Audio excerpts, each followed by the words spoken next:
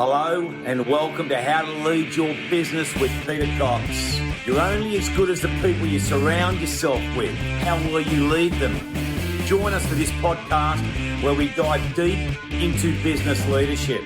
This is the podcast where business owners and entrepreneurs learn how to grow their leadership to unlock business and personal growth, empower teams and drive success. Whether you're a startup or scaling to the next level, we've got the insights, the strategies, the intellectual property you need to grow in leadership, to fuel your team and fuel your business to go to the next level.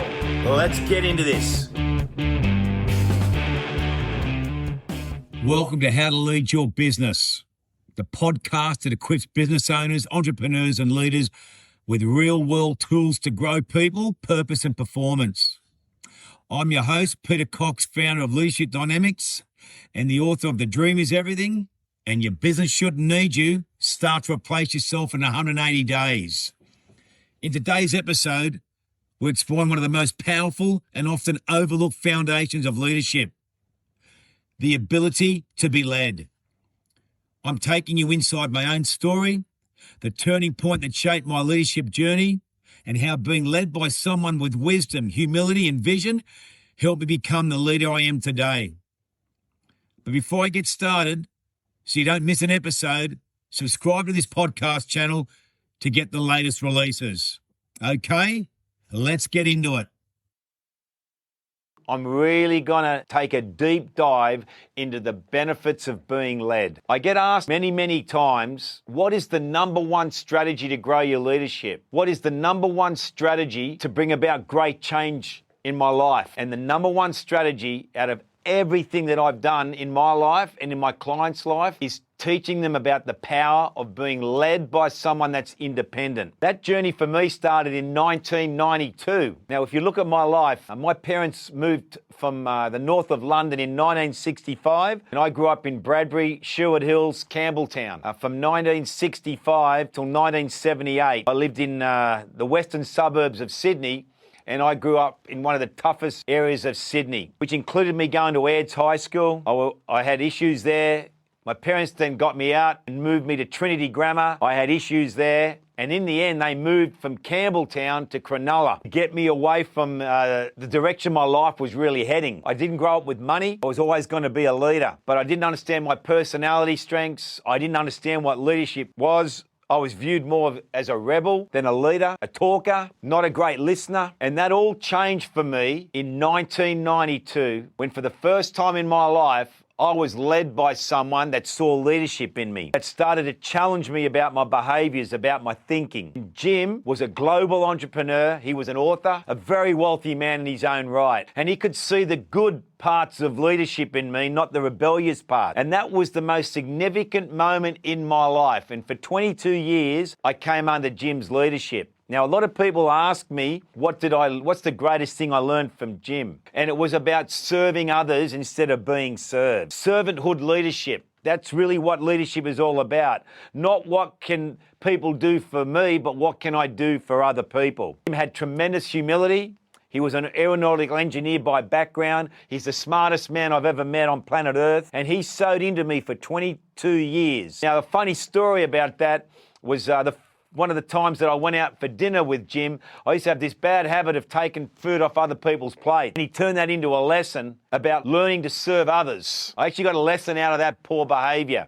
I used to think it was funny. I used to think it was a joke, but it became a lesson for me that I never forgot. The power of serving others. And Jim served me for 22 years before his sad passing of esophageal cancer 6 years ago. Biggest loss in my life, bar none. I miss that great man every single day of my life, and I really want to try and take the learnings from him and keep passing it on, which is what leadership is all about. And I want to challenge you about this question. Who leads you? Where are they leading you to? Who's speaking into your life? Who's making you personally accountable as a leader for what you must do day in, day out, having the leadership responsibility of leading others? What I learned from this lesson is if you want to lead someone, First, you've got to allow yourself to be led by somebody else. What gives me the right to lead you if I'm not led? And even today, I'm led by somebody else that speaks into my life. He's 55 years of age. He's a global CEO, and I still need to be challenged and tested and equipped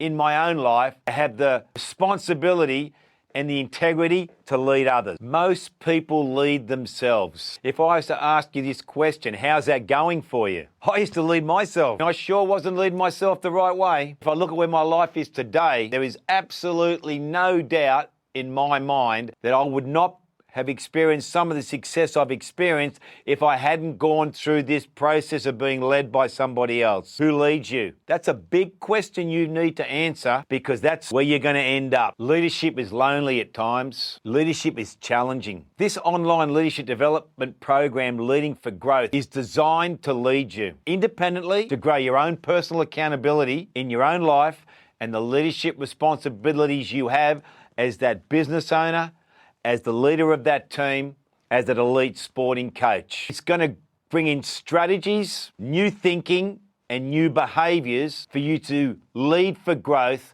which means you're leading more effectively than what you are right now. What I can share with you regarding my clients' journey, where they have me lead them independently, is that all my clients' businesses are growing. The reason why they're growing is because they are growing as a better leader, and they are growing better leaders around them. They understand the power of investing in themselves and investing in the people they surround themselves with, because you can't build anything great on your own. And it is tough being a leader. Leadership is a big responsibility. If you think about the great leaders of this world today, it is lonely. And it doesn't matter who we are, if we can have someone that we trust speaks into our life with credibility and leadership authority and wisdom, it's a game changer. I'm going to ask you this question again. I'm going to ask you two questions. Who leads you? An even bigger question, and this is a tough one, is will you allow yourself to be led? Which means it takes humility. All great leaders are led. They have advisors.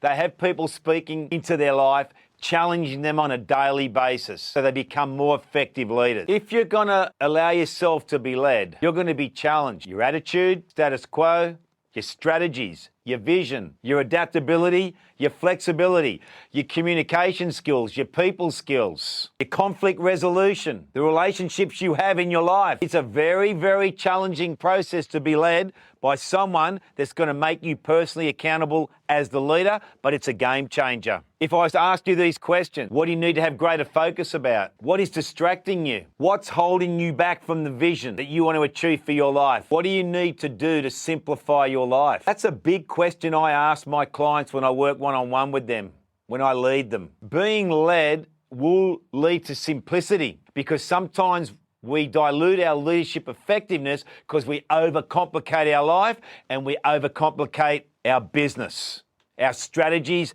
our vision. When you simplify, you're going to become more effective as a leader. Do you have clarity? What is your vision? For you to achieve your vision, what do you need to have greater clarity about? Are you prepared to be challenged and led? For you to bring about change as a leader, it will be challenging. It means you're allowing someone to challenge you, your leadership, your vision, your strategy. And we get very close to the vision as a leader. This process is challenging, being led independently by someone that's going to speak into your life.